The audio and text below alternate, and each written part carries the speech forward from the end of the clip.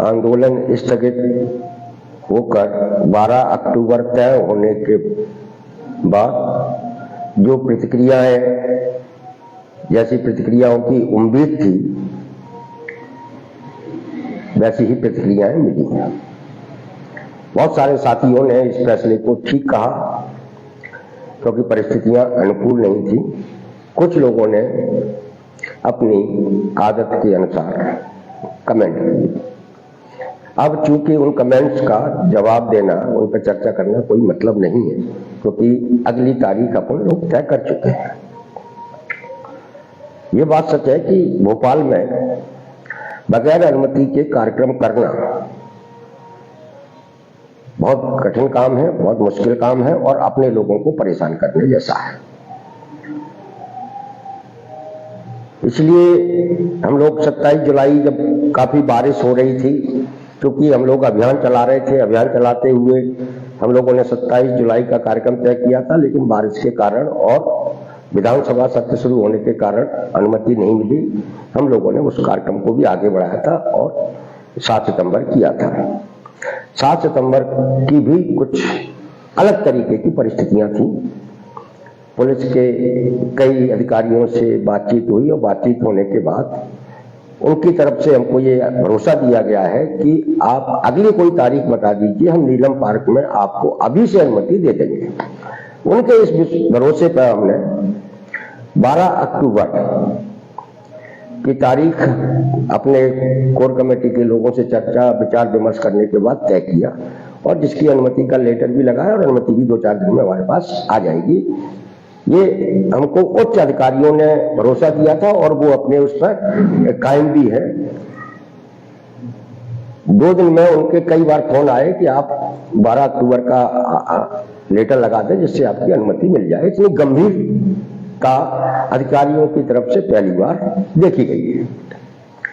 अब जब 12 अक्टूबर का कार्यक्रम तय हो चुका है और उसको तय करने का, अक्टूबर में तय करने का जो कारण है कि पितृपक्ष का दौर शुरू हो गया, दुर्गा जी बैठेंगी, दशहरा है 2 अक्टूबर का, 20 अक्टूबर की दिवाली है, तो इस बीच में वही एक तारीख थी जो निकल रही थी जिसमें हम लोग आंदोलन कर सकते थे। इसलिए 12 अक्टूबर तय हो गई है, उसी की तैयारियां अब शुरू हो जाएगी। और ये बात सही है कि 7 सितंबर को भले ही बारिश का अलर्ट था, प्रशासन की अनुमति नहीं थी, लेकिन उसके बाद भी बड़ी संख्या में हमारे अस्थायी कर्मचारी घरों से निकले। वो तो हमने समय पर स्थगित करने की सूचना दे दी थी, इसलिए वो लोग अपने अपने घर वापस लौट लिए। कुछ लोग जबलपुर तक भी आ गए थे तो वहां से लौटे। झाबुआ के कुछ लोग आ गए थे, 8-10 लोग, दूसरे दिन हम उनसे मिले। हमारे छिंदवाड़ा के भी रामपुर के कुछ लोग पहुंच गए थे। तो ऐसे हम ये कह सकते हैं कि ये बड़ी इस तरह की तैयारियां थी और लोग बड़ी संख्या में आने वाले थे। ये फीडबैक भी सरकार के और प्रशासन के पास था।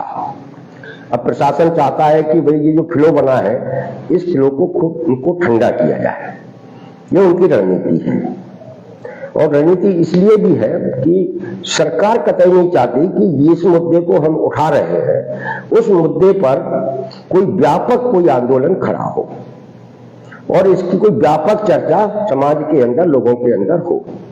इसीलिए भी प्रशासन ने हमको 2 बार आंदोलन को स्थगित करने के लिए करना पड़ा है और हमने भी प्रशासन के सहयोग, प्राथमिक रवैया अपनाते हुए कार्यक्रम को स्थगित किया। लेकिन हमने इस आंदोलन को अपनी रणनीति के तहत उस उच्च स्तर पर ले जाने का तय किया है जहां इस आंदोलन को पहुंचना चाहिए। और वहां जब पहुंचेगा तो निश्चित रूप से इस आंदोलन में हमको जीत मिलेगी। हमको जीत मिलने की मतलब है कि आप सब लोगों को कि भविष्य में जो अनिश्चितता है उसमें थोड़ी बहुत कमी आएगी। इसलिए हम अनाड़ी नहीं है। हमने अगर स्थगित किया है तो पुलिस के कहने पर ही स्थगित नहीं किया। हमने अपनी पूरी विचार विमर्श और उसके नफा नुकसान का आकलन करने के बाद ही स्थगित करके 12 अक्टूबर तय किया है और इससे हमको 1 महीना और मिल गया अपनी बातचीत लोगों तक पहुंचाने का, तैयारियां करने का। तो साथियों, 7 सितंबर का आंदोलन स्थगित हुआ था, लेकिन हमारे जो अस्थायी कर्मचारी हैं पंचायतों के, वो और अंशकालीन, वो 2 दिन की स्ट्राइक पे थे, 8 और 9 की। हमको ये बताते हुए आपको खुशी हो रही है कि पहली बार मध्य प्रदेश की पंचायतों के चपरासी, चौकीदार, भ्रष्ट, सफाई कर्मी, पंप ऑपरेटर ने हड़ताल का नोटिस दिया और वो आज काम पर नहीं गए, कल वो जनपदों में ज्ञापन देंगे, यानी वो हड़ताल पर हैं। पहली बार चपरासियों ने हड़ताल की है, इससे पहले ऐसा नहीं हुआ है। अब 23,000 पंचायतों में से यदि हमारे 50% भी पंचायतों में अगर ये हड़ताल हुई है, तो आप सोचिए कि कितना नीचे तक हम इस आंदोलन को ले जा चुके हैं। और यही हमारा उद्देश्य था जब हमने आप सब लोगों को संगठित करना शुरू किया कि इस जो अन्यायकारी प्रथा सरकार ने लागू की है उसे लोगों को बताना, और वो बताने का काम हम पिछले 2 साल में बहुत कुशलता के साथ करते आ रहे हैं। आप सोचिए, 2 साल पहले या 1 साल पहले तक सरकारी कर्मचारियों के आंदोलन के नाम पर किन लोगों को लोग जानते थे? अतिथि शिक्षकों को या संविदा कर्मियों को। यही 2 लोग थे जो आंदोलन करते थे, बड़े बड़े जुलूस निकालते थे, रैलियां करते थे। आप लोगों का तो कहीं कोई नामो निशान नहीं था। हमसे कल ही कुछ लोगों ने भोपाल में बोला कि जो कुछ भी है, लेकिन आप लोगों ने मेहनत करके मध्य प्रदेश के अंदर एक ऐसा कर्मचारी वर्ग खड़ा कर दिया सरकार के खिलाफ और सरकार से सवाल करने के लिए कि जिसकी कभी चर्चा नहीं होती थी। आज हम ये कह सकते हैं कि सबसे ज्यादा चर्चा मतलब अतिथि शिक्षकों के आंदोलन से आगे आप लोगों का आंदोलन निकला है। आगे ना सही, लेकिन हम बराबर पर पहुंचे हैं। वो 10-10, 20-20 हजार की रैलियां निकालते थे, तब वो इतने चर्चा में आए। हमने छोटी छोटी गतिविधियां करके हमने आप सब लोगों को मध्य प्रदेश के सरकारी सेक्टर के कर्मचारी के रूप में एक मान्यता दिलाने का काम हम लोग कर चुके हैं, और आप एक चर्चा में हैं। चर्चा में लाने के लिए मीडिया ने भरपूर साथ दिया। जिस तरीके की खबरें चैनलों ने, प्रिंट मीडिया ने, पोर्टलों ने आप लोगों की लिखी है और दिखाई है, वैसी शायद किसी दूसरे कर्मचारी वर्ग की नहीं लिखी है, न दिखाई है। झकझोर देने वाली, आम लोगों को झकझोर देने वाली, सरकार को झकझोर देने वाली वो सवाल जो आप लोगों के बारे में खबरों के जरिए सरकार से पूछे गए थे, वो अतुलनीय थे। हम इसके लिए भी मीडिया का भी आभार व्यक्त करते हैं, जिन्होंने आपको सामने लाके आने में सहयोग किया। तो साथियों, ये कोई छोटा मोटा काम नहीं होगा। अब हमारे कुछ साथी कहते हैं कि आप तो ऐसा ही करते हैं कि आपने आंदोलन स्थगित कर देते हैं, आप तारीख तय करते हैं, आंदोलन स्थगित कर देते हैं। ये कुछ लोगों की एक प्रतिक्रिया है। हम उनसे और ऐसे लोगों के दिमाग में जो सवाल उठ रहा है, उनसे मैं एक ही सवाल करता हूं, सवाल है जिसका जवाब दें, और आप भी इस पर विचार करें।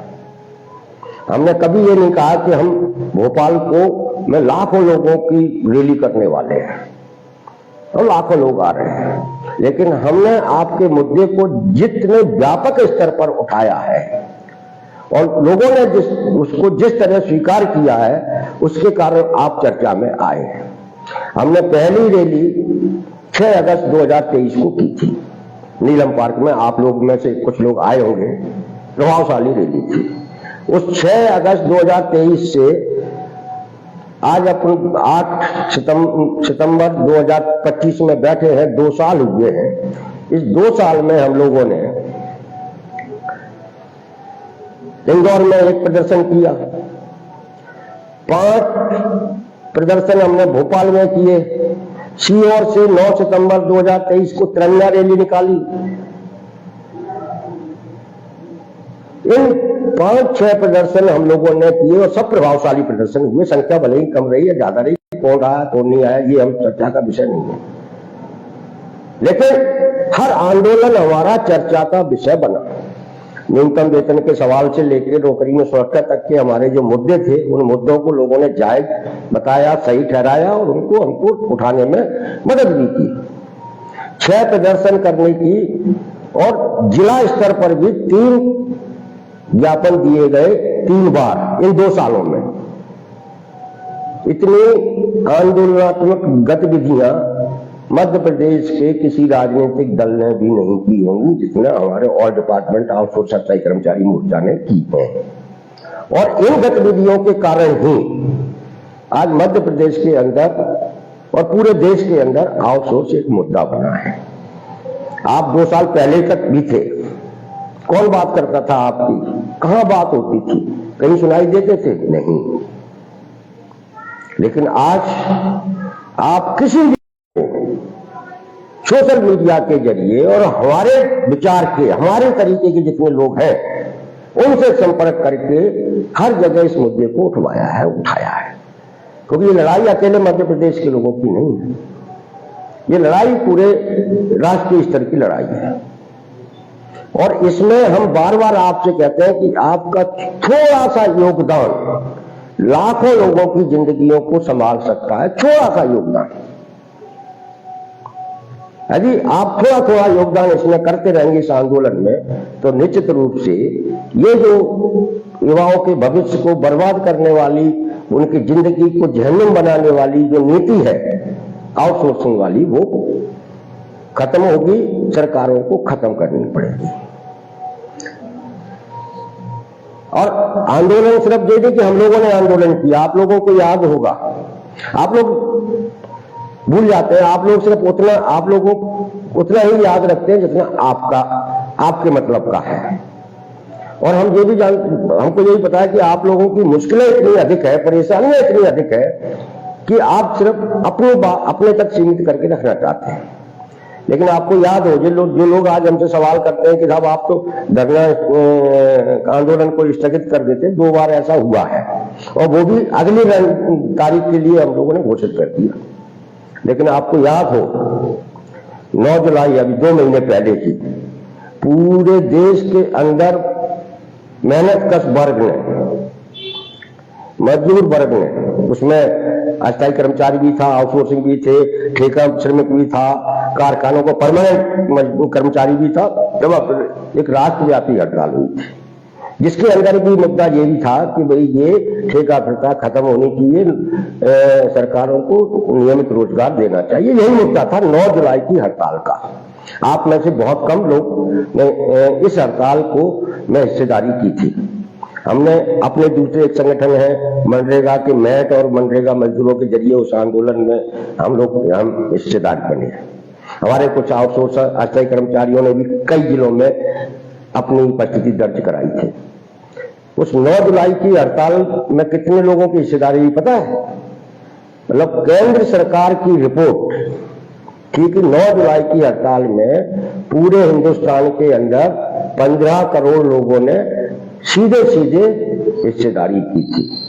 15 करोड़ मेहनतकशों ने उस हड़ताल में भागीदारी की थी। केंद्र सरकार का आंकड़ा है और कर्मचारियों श्रमिक संगठनों का आंकड़ा है 25 करोड़ का, कि उस आंदोलन में 9 जुलाई की हड़ताल में 25 करोड़ मेहनतकशों ने हिस्सेदारी की थी। आप समझिए कि हिंदुस्तान का मेहनतकश किस कदर परेशान है और वो एकजुट होना चाहता है, एक साथ आना चाहता है, अपने मुद्दे को सरकार के सामने रखना चाहता है। वही हड़ताल थी जिस हड़ताल ने उत्तर प्रदेश, हिमाचल, पंजाब के मुख्यमंत्रियों को आउटसोर्सिंग ठेका प्रथा पर बोलने के लिए मजबूर किया है। 25 करोड़ की भागीदारी वाली वो हड़ताल जिसने सारी हुकूमतों को, सरकारों को चेतावनी दी थी कि यदि आपने इस विनाशकारी नीतियों में बदलाव नहीं किया तो आने वाले दिनों में लोकतांत्रिक तरीके से हमारे पास जो अधिकार हैं हम उनका उपयोग करेंगे।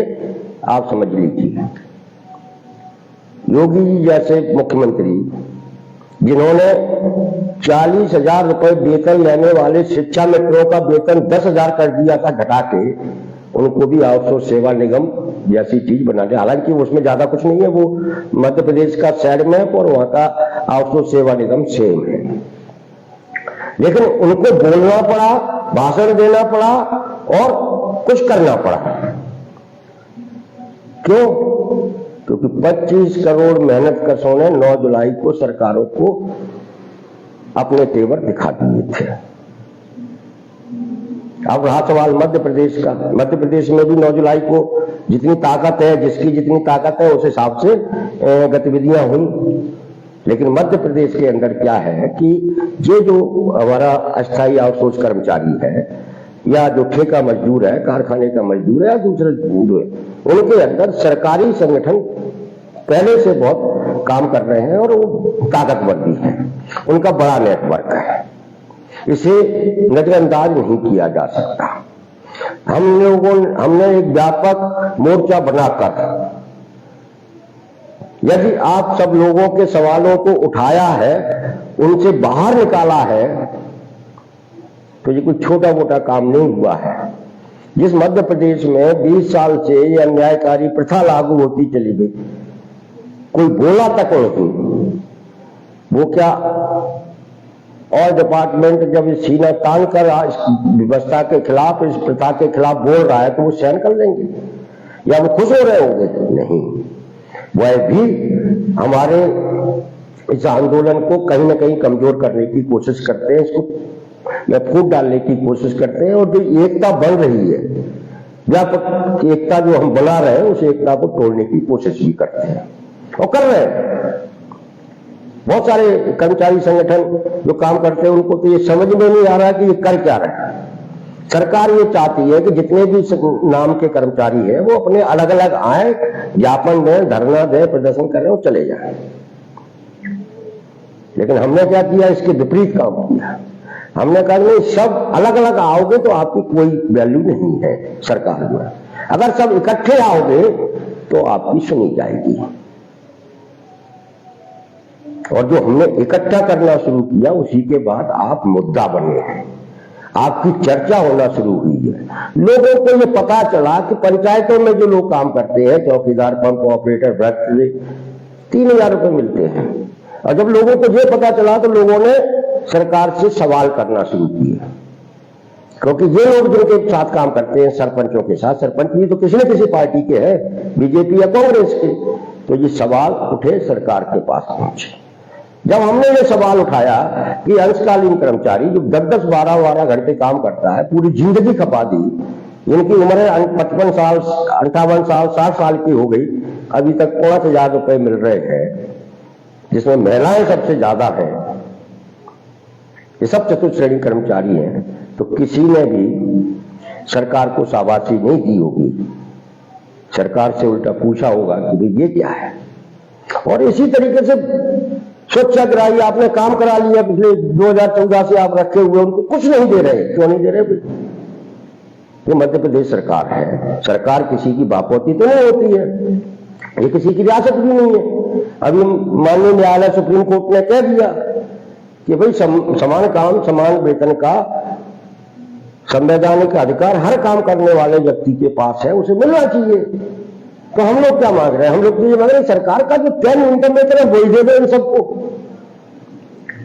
और सबको वही वेतन मिलने लगेगा तो उनको ये उम्मीद जगेगी कि हाँ सरकार हमें कुछ दे रही है। लेकिन आप तो फ्री में काम करा रहे हैं। योग सहायक है, योग प्रशिक्षक है, क्या करवा रहे हैं? उनको 3,000, 3,500, 4,000 रुपए दे रहे हैं। ये लूट नहीं है क्या? ये वेतन चोरी नहीं है क्या? ये वेतन चोरी है जो मध्य प्रदेश में व्यापक स्तर पर हो रही है। और इसीलिए लोगों में गुस्सा भी है, लोग संगठित होना चाहते हैं, लेकिन वो इतनी आसानी से ये कंपनियां, ये अधिकारी, ये सरकार समर्थित संगठन आपको संगठित होने देंगे? बिल्कुल नहीं। वो अपना काम करेंगे, हमें अपना काम करना है और हम अपना काम कर रहे हैं। हमने तय किया है कि हम इस अन्यायकारी कल्चर को समाप्त कराएंगे तो मतलब समाप्त कराएंगे। समय कितना लगता है ये तो आने वाला वक्त बताएगा, लेकिन जिस दिन आप लोग खड़े हो गए भोपाल की सड़कों पर, उस दिन इस सरकार को इसमें कुछ न कुछ सुधार करना ही पड़ेगा, इस बात की गारंटी है। बहुत सारे लोग हैं जो ये सोचते हैं कि मतलब इसमें तो राजनीति हो रही है, ये राजनीति कर रहे हैं। अरे भाई, हमको राजनीति करनी होती तो हम किसी भी नेता के आगे पीछे घूमते, फोटो खिंचवाते, डालते और दे देते और राजनीति नेता बन जाते। आज के समय में नेता बनना सबसे आसान काम है। उसके लिए आपको कुछ नहीं करना, किसी नेता को पकड़ लीजिए, उसके साथ फोटो खिंचवाइए, सोशल मीडिया पर डाल दीजिए, साल में एक आध दो भंडारे करवा दीजिए, किसी नेता को बुला लीजिए, आप नेता बन गए। तो आजकल नेता बनना आसान है, लेकिन एक ट्रेड यूनियन कार्यकर्ता, एक सैनिक कर्मचारी कार्यकर्ता बनना सबसे कठिन काम है। और इसलिए कोई भी, आप देखिए, मैंने बहुत सारे लोगों से कहा आप इस आंदोलन का हिस्सा बने, आप इनकी बात करें, थोड़े दिन जुड़ते हैं उसके बाद अलग, क्योंकि ये सबसे कठिन काम है। सबसे कठिन काम इसलिए है कि इसमें आपका सिर्फ श्रम लगता है, आपका पैसा लगता है, आपका दिमाग लगता है, और आप इससे नेता नहीं बनते हैं। आप इससे एक अच्छे कार्यकर्ता में बन सकते हैं, आप इससे अच्छे मजदूर श्रमिक एक्टिविस्ट बन सकते हैं, आप लोगों का भला कर सकते हैं, लोगों के सवाल उठा सकते हैं, लेकिन आप चुनाव लड़ने वाले नेता नहीं बन सकते। इन लोगों के बीच में काम करें, और मैं इन्हीं लोगों के बीच में काम कर रहा हूं अपने लंबे समय से, चाहे वो फुटपाथ व्यवसायी हों, चाहे मनरेगा के मजदूर हों, चाहे कंस्ट्रक्शन वर्कर हों, हम करते हैं इनकी बात और हम करते रहेंगे, और इससे कुछ न कुछ तो लोगों का भला ही होता है। लेकिन आप बताइए कितने नेता हैं जिनने आप लोगों के सवालों को उठाया? कोई मनरेगा की बात करता है? करता हुआ देखा क्या? कि मनरेगा बंद हो गई, करोड़ों मध्य प्रदेश के खेत मजदूर, गरीब मजदूर को काम नहीं मिल रहा, कोई बात करता है? नहीं करता। वो नहीं करता क्योंकि अगर उनकी बात करोगे तो आपको उनके लिए काम करना पड़ेगा, काम करना पड़ेगा तो घर से निकलना पड़ेगा, उनकी सुनना पड़ेगी। इतनी माथा पच्ची कौन करे? इसलिए लोगों ने राजनीति का शॉर्टकट अपना लिया है कि गणेश जी की प्रतिमा लगाओ, गणेश जी बिठाओ, दुर्गा जी बिठाओ, भंडारे कराओ, नेताओं को बुलाओ, फोटो खिंचाओ, नेता बन गए। नेता बनने का ये शॉर्टकट है जो लोगों ने अपना लिया। इसलिए न बेरोजगारी पे बात होती है, न वेतन विसंगति पे बात होती है, न नौकरी में सुरक्षा की बात होती है, और पूरा का पूरा सरकारी सेक्टर जब नीलाम कर दिया गया मध्य प्रदेश में, तब भी कोई नहीं बोल रहा, तब भी कोई नहीं बोल रहा। सबसे ज्यादा नौकरी तो क्लास 4 क्लास 3 की होती है, जो गरीब दलित आदिवासी ओबीसी मध्यम वर्गीय परिवारों की बच्चे उनके लोग करते हैं। ये नौकरियां अगर सरकारी खत्म हो गई तो आप सोचिए, वो खत्म कर दी गई, ठेकेदारों को दफ्तर में बिठा दिया गया सरकारी कार्यालय, आपकी आने वाली पीढ़ी कौन सी नौकरी करेगी? जरा सोचिए। हम यही सवाल तो उठा रहे हैं, और इसी सवाल से सरकार भी डर रही है, सरकार समर्थित लोग भी डर रहे हैं, संगठन भी डर रहे हैं, और ब्यूरोक्रेसी भी डर रही है। और जिस दिन आम लोगों को ये बात पता चल गई कि यार हमारी नौकरियां तो खत्म कर दी, इसने भेज दिया सरकारी दफ्तर, कोई स्वीकार नहीं करेगा। आप लोगों से कह दीजिए कि सब वल्लभ भवन तो हमारा जिला अस्पताल तो एजाइल कंपनी के मालिक एजाइल कंपनी को बेच दिया गया है, मेडिकल कॉलेज एजाइल कंपनी को बेच दिए गए हैं, ठेकेदारों को बेच दिए गए हैं। जनता स्वीकार नहीं करेगी इस बात को, सरकार को गालियां देगी कि ये अस्पताल तो हमारा है, जनता का है।